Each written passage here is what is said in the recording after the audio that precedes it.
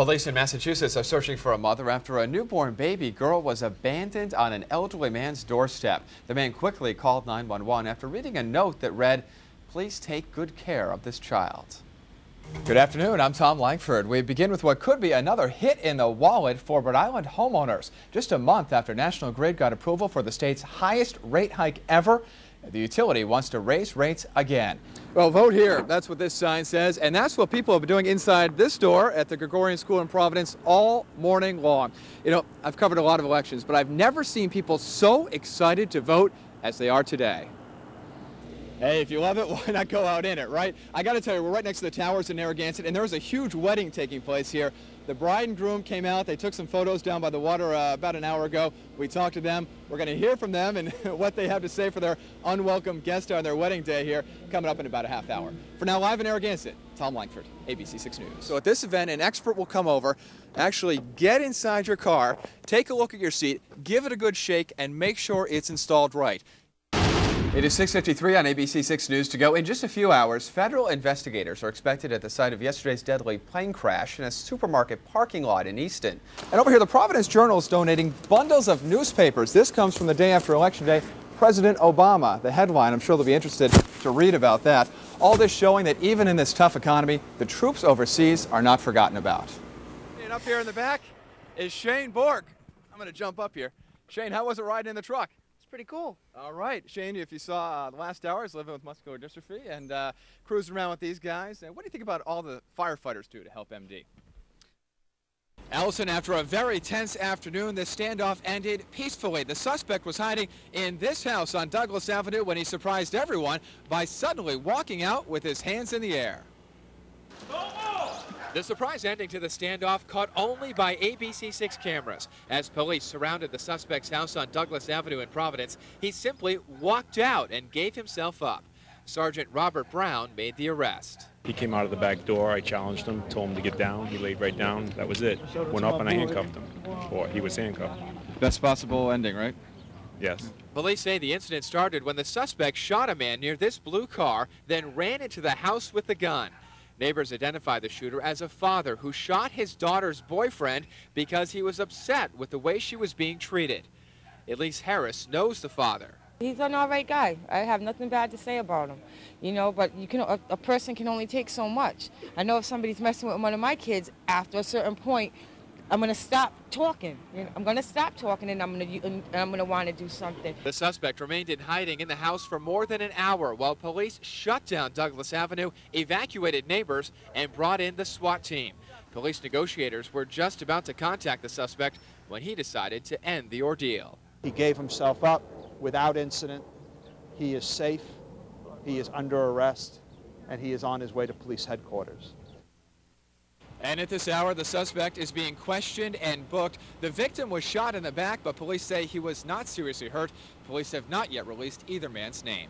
Live in Providence, Tom Langford, ABC 6 News. This is ABC 6 News. Good morning, Providence. Good morning, I'm Tom Langford. It is Wednesday, April 15th, 6 a.m. on this Wednesday morning, and Dorian Scanlon has the day off today. Protesters are set to gather at the Rhode Island State House today, angry about high taxes, runaway spending, and government bailouts. But some are wondering about the source of the message. ABC 6's Paul Mueller has more. It's 6:02 now. The other big story on tax day, always the mad dash to file those tax returns. But this year, fewer people are making that dash to the post office. This is what it looked like last year as the main post office in Providence stayed open late on April 15th. However, tonight the post office will be closing at 9 o'clock instead of the traditional midnight. It is a money-saving move made because more and more people are filing their taxes online. All right, 6:03 now, and we check weather. Unless Steve's off filing his taxes. Steve, you over there? Oh, I'm around, yeah. And let's take a look at the wind direction.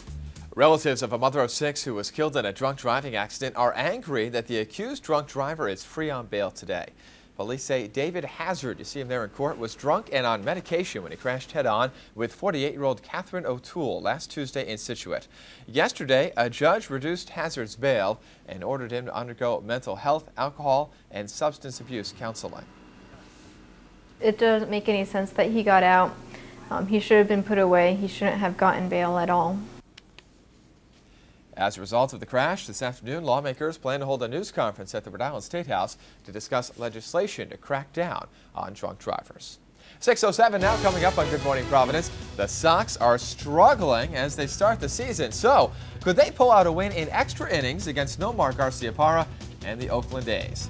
And New England ship captain Richard Phillips and his crew, they are on their way home. We have details of their homecoming celebration as another American ship is attacked by pirates. This is what's left of the Elegance Bar in Providence. You can see not too much debris here litters the street and the sidewalk, and if you look around the backside, you can see this is where the fire started and really shot right up the side of the building to the roof. The fire chief says this fire is suspicious, and in the video from last night you can see those flames shooting through the roof of the Elegance Bar. It took an all-out response from Providence firefighters to keep this fire from spreading to neighboring buildings. The Elegance Bar was actually shut down just last week. It was ordered vacated by the building inspector due to structural problems. Electricity had been cut off to the building and it was empty. And when a fire starts in an empty building with no power, well, the fire chief says it is usually not an accident. There was some fire in the basement, made its way up through the wall, up through the walls, across the floors and then across the ceiling. And eventually it broke out through some of the walls as well as through the roof.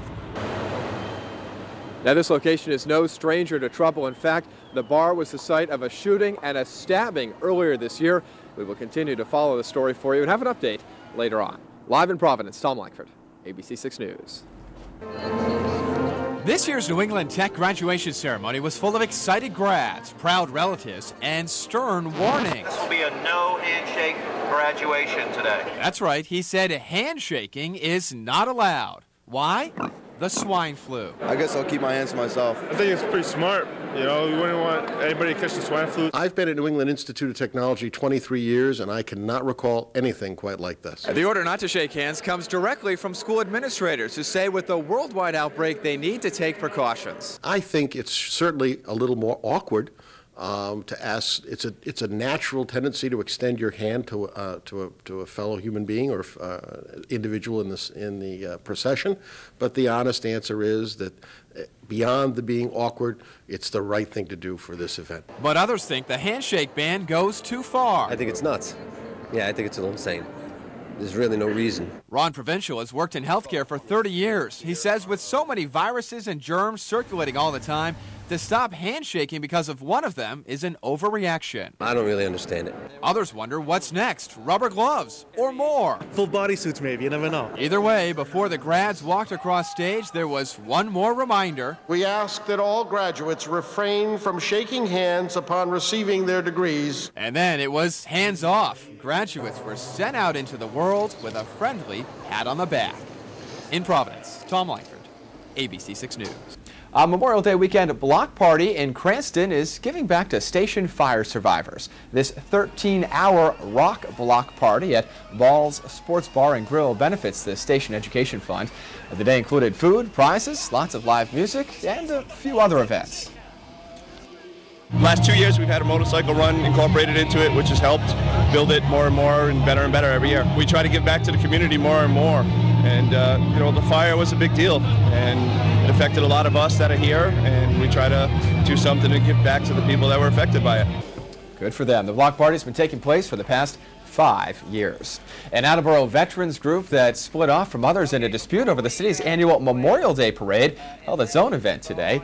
American Legion Post 312 honored the fallen today at Veterans Memorial Park in South Attleboro. Post members chose today so as to not interfere with the main city ceremonies tomorrow. The Post disagreed with a decision by the city last year to scrap the annual South Attleboro Memorial Day Parade. Still ahead on ABC 6 News, a thunderous sound resonated through Washington, D.C. today. We'll show you what brought hundreds of thousands of bikes to the nation's capital. And caught on camera, a shocking struggle as a gas station owner wrestles an armed robber.